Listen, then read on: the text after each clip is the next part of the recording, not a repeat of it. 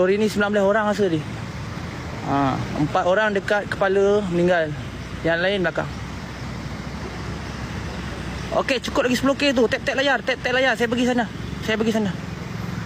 Tap layar. Tengok rapat habis. Oh, rapat habis. Tengok. Rapat habis lah.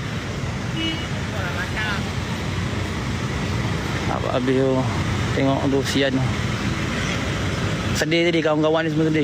Kita pun turut berduka cita lah. Pejuang-pejuang kita. Para juri apa negara.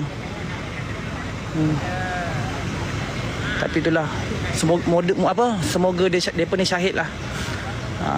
Semoga depa ni syahid.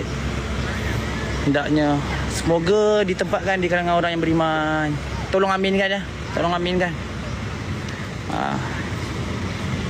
Ya, semoga syahid buat mereka. Semua sekarang ni 10 orang dah meninggal. 8 meninggal kat sini. Selebihnya dia bawa. Ada batu kat hospital, ada meninggal lagi. Rapat habis.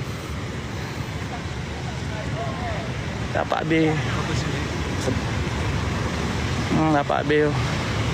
Sungai Manik jalan tutup lah. Tolong buat pusingan.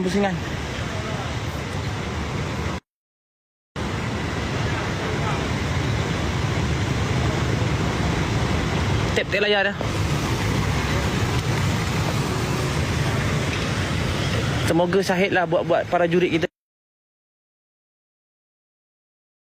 Ya.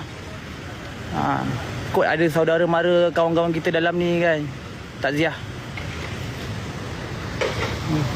Turut berduka cita kita.